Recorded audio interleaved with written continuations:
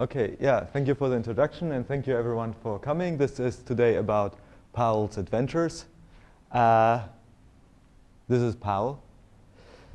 Let me start with this. First part is joint work with Nadia Scharf and Mikkel Abrahamsen. And Nadia, at the beginning of our project, was called Scharf, and now she's called Seifert. And it's really strange because we had this PhD student in Berlin in our group, and he was called Paol. But yes, today we're going to talk about Paol. Paol likes to take pictures, badminton, and reading books. And he recently got married to Danja, and this is Danja. And so since they recently got married, they want to go on a honeymoon to the mountains. And what should they take with them for their honeymoon? Of course, a bottle of water, some sandwiches, sleeping bags, tents, blender, and the shower. The usual thing, right? But unfortunately, they have only one bag to carry everything. And they have to, so the task is that they put all of those things into this one bag. So let us try to help Paol and Danja for their honeymoon in order to put all their stuff into the bag. Okay, so this is what we want to study now.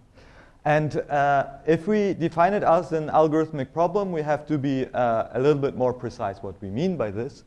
So we have items, and we can have different categories of items. So the simplest possible item we could have, or mathematically, we could say an item is just a unit square. Like all these items we just model as unit square, they all have the same dimensions.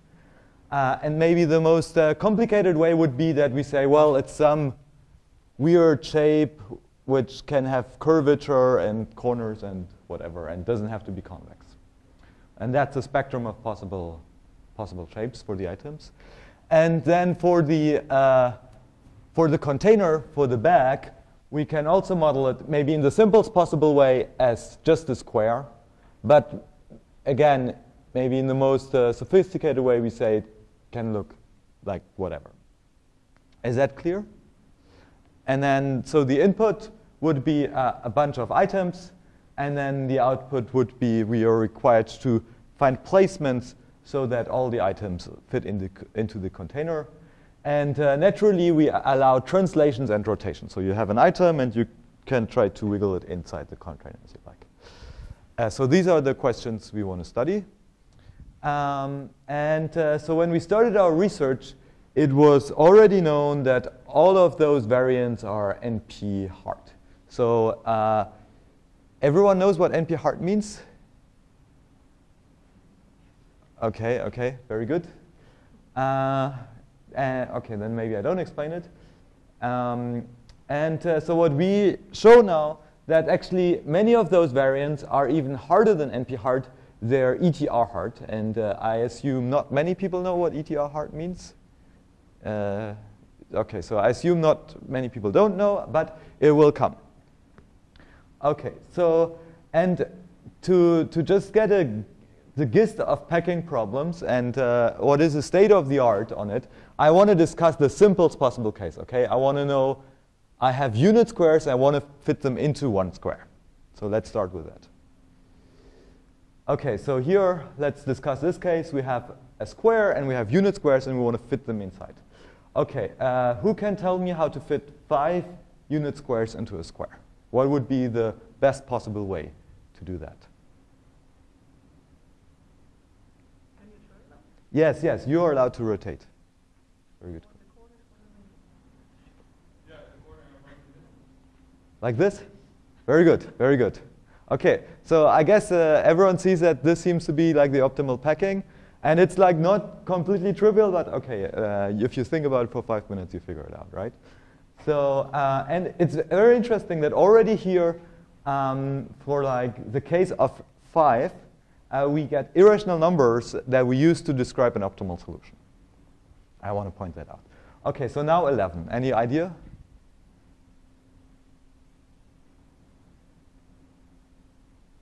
No? Okay, so this is the currently the best known packing of 11 unit squares inside one square. So we want to use the container should be as small as possible. The image shows a constant Hmm? container. The container is variable. Yes, yes. So we want to have the container as small as possible here in that setting. So it's curious that no one in the entire world knows if this is the optimal way to pack 11 unit squares. So there's a joke from Erdős. I don't know, does anyone know what Ramsey numbers are? Some people know what Ramsey numbers are. Okay, so for those people who don't know what Ramsey numbers are, it's not so important. Well, maybe let me just explain what Ramsey numbers are. Okay, you have a party here. Let's say we are how many people? 20 something. And then we can say, oh, we have a clique if everyone knows one another. And we have like, these are like people who are like friends. They start talking to one another. And then we could have some group of people who are just, they don't know anyone else. And then there may have a group of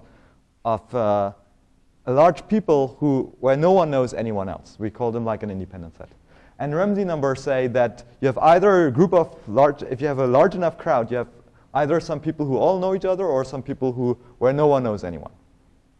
Where one of them, they don't know. And the Ramsey numbers are like, how many do you need? So if I want to have either 5 people who all know each other or 5 people who all don't know each other, how many people do you need? And so Erdős made this joke that he said, if aliens would come down to Earth and say, okay, we destroy your Earth, except if you tell us what is the Ramsey number of 5. So that means like, how many people do you need to guarantee that either 5 know each other or 5 don't know each other? Then he said, okay, if we put all human resources together, maybe we can solve that question. And he said, if they ask us for the Ramsey number of 6, then we better fight them because we have no possibility to ever figure it out. And I think for unit squares, the situation is similar. If the aliens come and tell us what is the optimal packing of 11, we would figure it out. But if they ask us what is the optimal packing of 20 unit squares, we better don't try even and try to find a way to find. Well, it's a hypothetical scenario. If aliens come, maybe they would not ask us about unit squares, but it's good to keep in mind. Anyway, what is the main message here? Packing is really hard, even very, very simple finite examples, okay? Okay, so now I want to discuss with you the case of packing rectangles into one square. So here the square and the rectangle is fixed.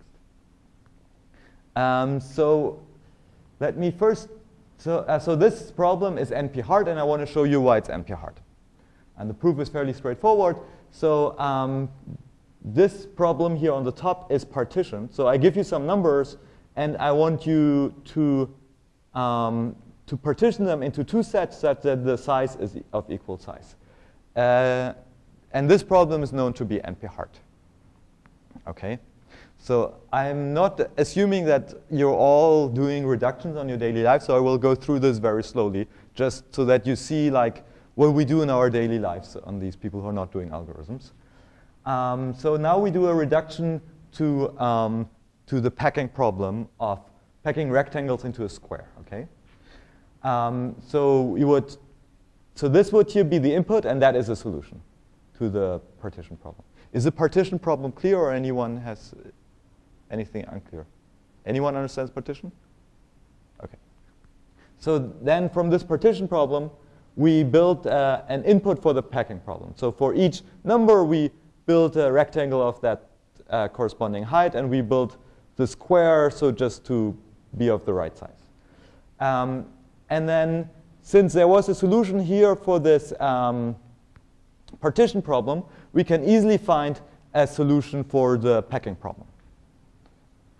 Because we just take those 4 and 16 together here on the left side, and 2, 13, and 5 together on the right side. And the opposite is also true. So if I have this packing, I know how to partition those original numbers. So the solution corresponds 1 to 1. And this tells us, because we know that this partition problem is difficult, we know that the packing problem is difficult. Is this clear to everyone? So this is basically what we do a large amount of our time. We do these types of reductions. And that was like a very simple example of a reduction. Yes?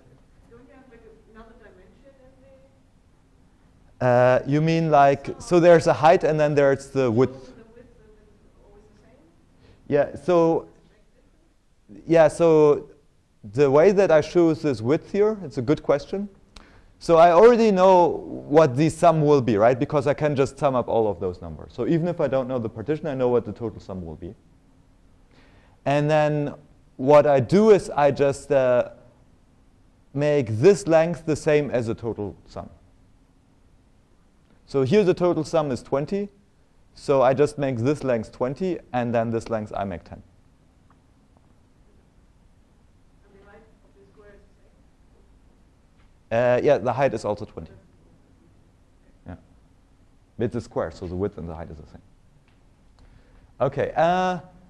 There should be some people who should have some doubts on the reduction that I showed, because there's often a problem with reductions. So there could be weird solutions, so, right? So there could be that I have some input to this packing problem, and then I could have such a solution. And from such a solution, it would not be possible to recover the original partition, right? So that would be a problem. So what could we do to solve that problem? Hans, what can we do?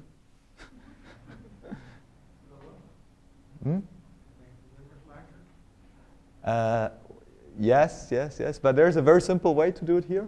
We don't have to do something fancy. We could just rearrange it, right? So we just like, OK, let's rearrange it. So I first take, though we want to have everything to be like arranged in this line. And we're like, OK, let's take out those guys. Here, we moved them to the right. And stack those right guys together, and the left guys push them to the left. And then we have, again, these two columns. And here we can recover the two partitions. This is all I want to say. And this is a common problem as well. If we do these reductions, we have to really show that solutions correspond to 1 to 1. And if there could be solutions which are of a different structure, we have to ensure that we can recover that structure. Does it make sense? So I'm talking especially to those people who usually don't do algorithms. OK. So and we will come to this back later. OK. So now we know that this problem is NP-hard. And because of this problem is NP-hard, all of these other problems are also NP-hard, because they are just more general, more difficult problems. So they are by definition more difficult. And now I would like to talk about this ER hardness and give you some of the main ideas. OK, so as I said, you maybe don't know what ER hardness or ETR hardness is. So let me give you a brief introduction. So ER is a complexity class in the same way that NP is a complexity class. And it's defined in this kind of weird way. It's defined by this algorithmic problem, which is also called ETR. And it asks if the formula of this form has a solution. So here we have some formula phi. And here we have some real variables. So we want to know whether there exist real variables satisfying this formula. So this would be a concrete example. So we would want to know, does there exist real numbers, x, y, z, such that this equation is correct and this inequality is incorrect? So that's a little bit abstract. But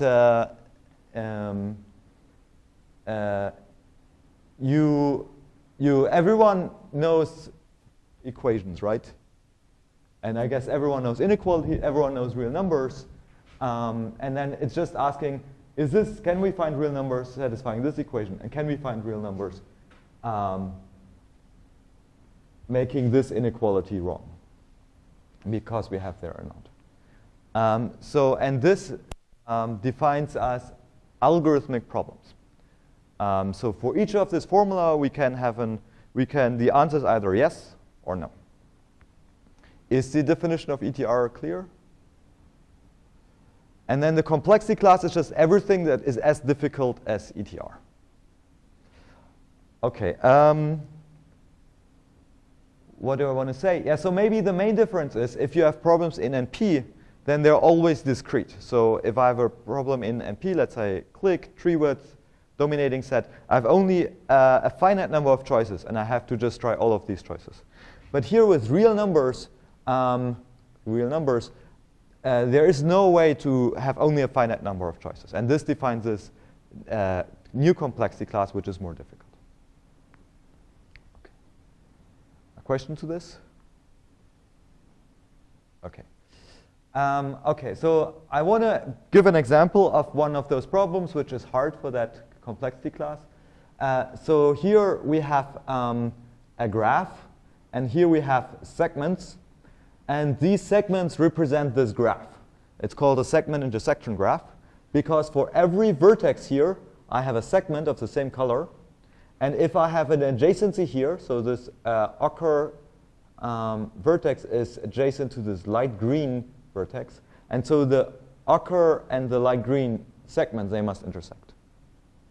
And then this ochre vertex is not adjacent to the red one, so the ochre segment is not intersecting the red segment. So these are segment intersection graphs. And people asked, OK, so if I have these segments, I can get the graph. But what if I have the graph? Can I find those segments? And people thought this problem is contained in the complexity class NP. But somehow the first thing you would try to place it into NP, you would want to look at the number of bits you need to represent these numbers. And it turned out that we need an exponential number of bits to represent the coordinates of these vertices in some of the graphs.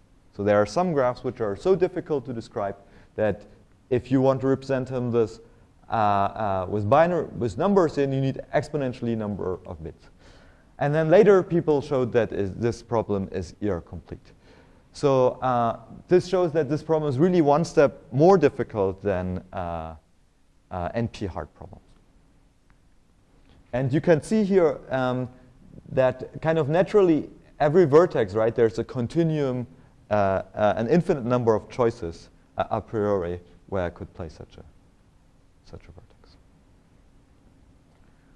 OK, and somehow, so this is the story for segment intersection graphs.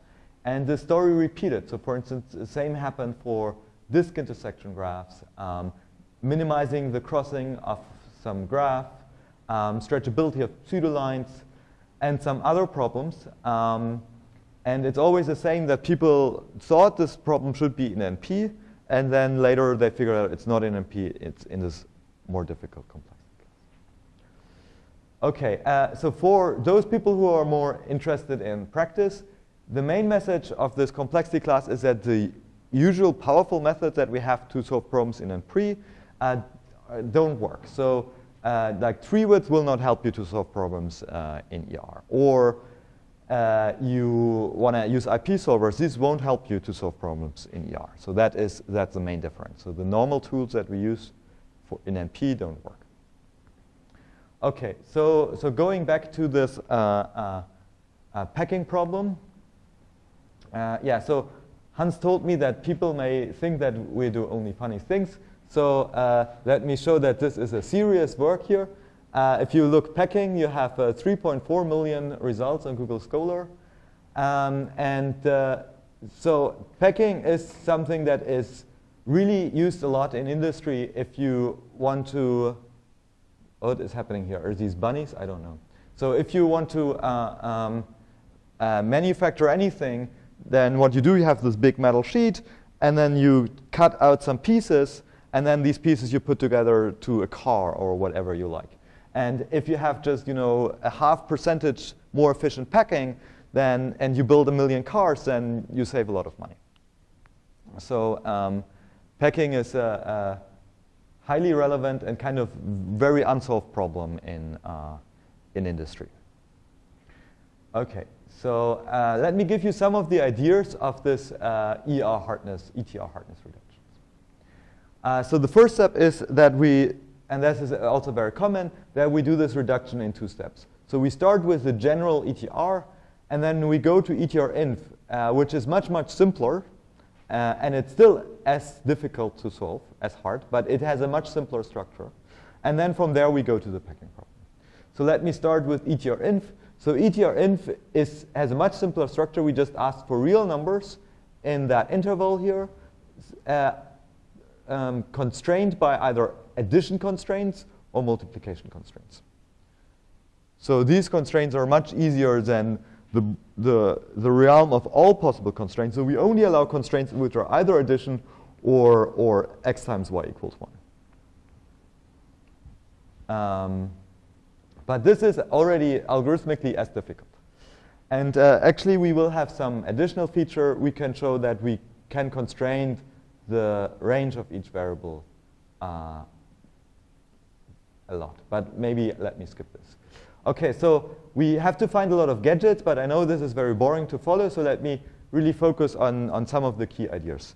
So one of the I think, most basic key idea that we have to understand is that we can build a piece, and we build part of the container so that this piece fits into there, but it has some movement to slide. Okay, it can slide from left to right, and its precise location will encode the value of some variable. So if this piece is there, then we say it represents a ha. If the piece is there, we say it represents 1. If it's there, represent 3/2, and it can represent every value in between as well. Okay, so this idea is clear. Okay, and then I want to tell you another idea that we had. So yeah, then we have to build all these gadgets, but I don't show them to you. And then what we build in the end is a container and items. Okay. And what can happen is, so we want them to be placed in some specific way in the container. Okay, we want so that we can read off what is this value of that variable, what is the value of that variable. We want to have the one-to-one correspondence between the